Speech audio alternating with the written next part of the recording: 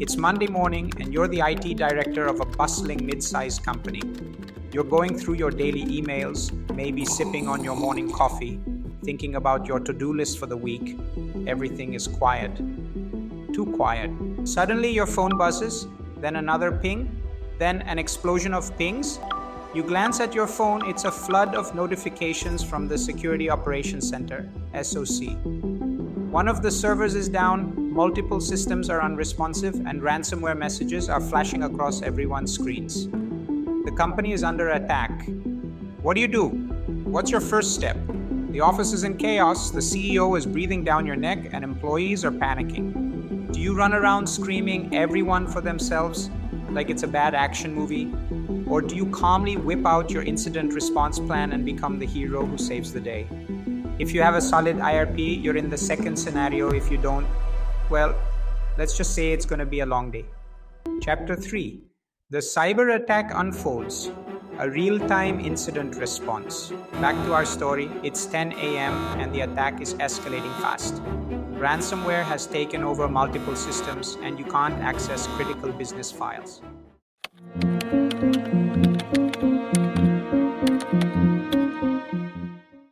Incident response plans, how to prepare for the cyberstorm. Welcome back to Decoding Cybersecurity, your go-to podcast for everything cybersecurity. I am Rakesh Nayam, and today we are wrapping up Season 1 with a deep dive into something every organization needs, but not enough of them have, an incident response plan. But before we get into it, you know how we like to kick things off, trivia time. Here's today's question. What percentage of companies without an incident response plan, IRP, went out of business after a major data breach? Is it A, 10%, B, 30%, or C, 60%? Think about it while we dive into the exciting world of incident response plans. The playbook every organization should have when cyber attacks strike. And trust me, they will strike. So imagine it's a regular day at the office, but things are about to get wild. Chapter 1. The calm before the cyberstorm. Setting the scene. It's Monday morning and you're the IT director of a bustling mid-sized company. You're going through your daily emails, maybe sipping on your morning coffee, thinking about your to-do list for the week. Everything is quiet. Too quiet. Suddenly your phone buzzes, then another ping, then an explosion of pings. You glance at your phone, it's a flood of notifications from the Security Operations Center, SOC. One of the servers is down, multiple systems are unresponsive, and ransomware messages are flashing across everyone's screens. The company is under attack. What do you do? What's your first step? The office is in chaos, the CEO is breathing down your neck, and employees are panicking. Do you run around screaming everyone for themselves like it's a bad action movie? Or do you calmly whip out your incident response plan and become the hero who saves the day? If you have a solid IRP, you're in the second scenario. If you don't, well, let's just say it's going to be a long day. Chapter 2. What is an incident response plan, IRP? So, what exactly is an incident response plan? An IRP is like a playbook for handling cyber attacks.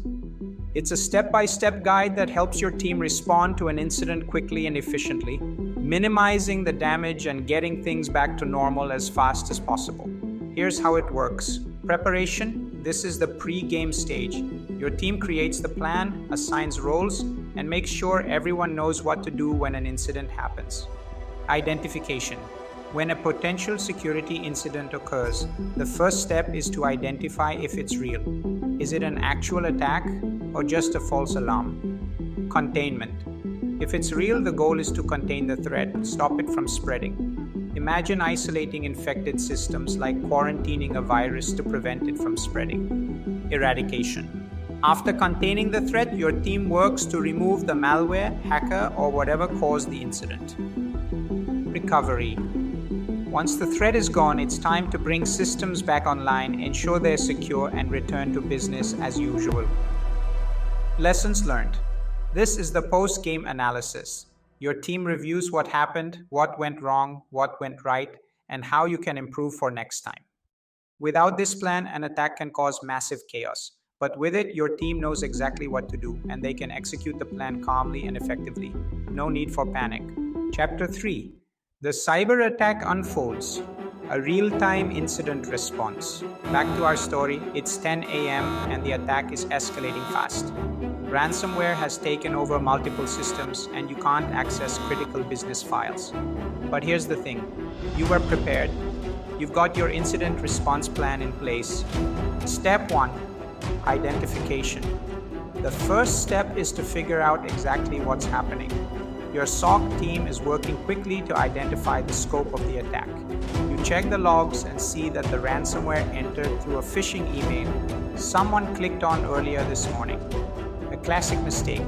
You make a mental note to schedule more security awareness training after this is over. Step 2, containment. Your team moves fast, isolating the infected systems from the network to prevent the ransomware from spreading further. It's like putting up a digital firewall around the threat. No one in, no one out. You breathe a small sigh of relief. Containment is working, but the ransomware has already encrypted critical files.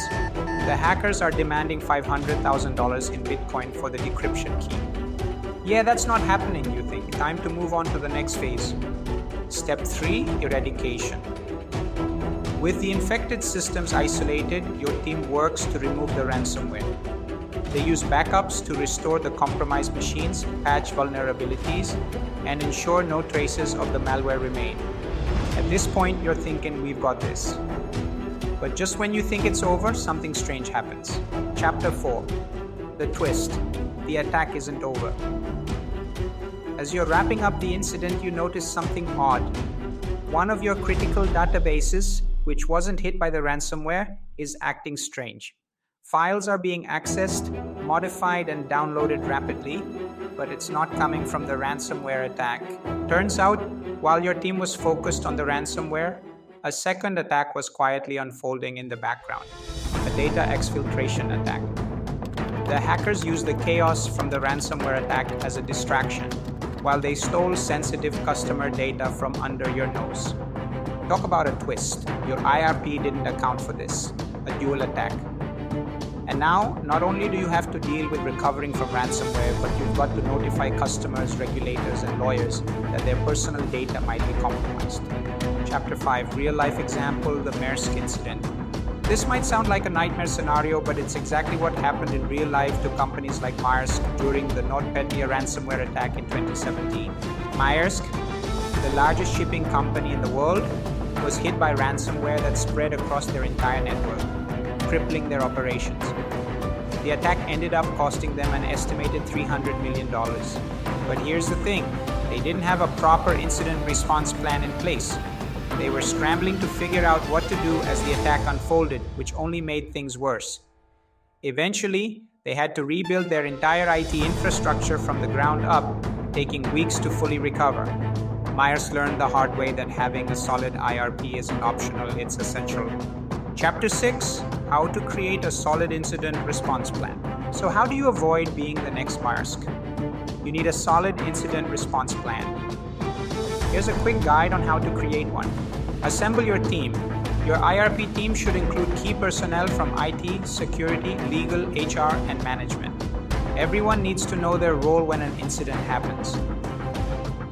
Define roles and responsibilities. Clearly define who's in charge of what, who's responsible for containment, who handles communication with stakeholders, who alerts law enforcement if necessary. Run drills. An IRP is only as good as your team's ability to execute it. Run regular cyber drills to simulate real attacks and test your response. Document the plan. Keep a detailed plan in a place where the entire team can access it, both digitally and physically. And remember to update it regularly based on new threats. Have backups ready. Make sure your backups are secure and easily accessible in case you need to restore systems quickly after an attack. Don't store your backups on the same network as your primary systems. That's a rookie mistake. With these steps, you can turn your organization from a potential victim to a cyber warrior, ready to handle any incident. Chapter 7, wrapping up, trivia answer, and final thoughts. All right, before we wrap up this season, let's get back to today's trivia question. What percentage of companies without an incident response plan, IRP, went out of business after a major data breach? If you guessed C, 60%, you're absolutely right. 60% of companies that suffered a major breach without an IRP went out of business within 6 months.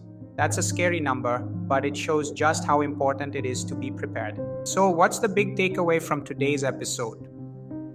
A solid incident response plan is your lifeline during a cyber attack.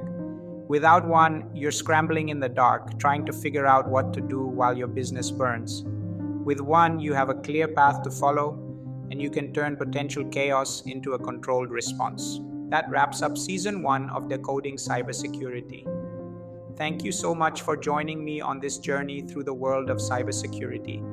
I hope you've learned a ton, had some fun, and feel more prepared to handle whatever cyber threats come your way. We'll be back for Season 2 soon, where we'll dive even deeper into more advanced topics and cutting-edge technologies. Until then, stay prepared, stay vigilant, and most importantly, stay secure. Thank you. Bye.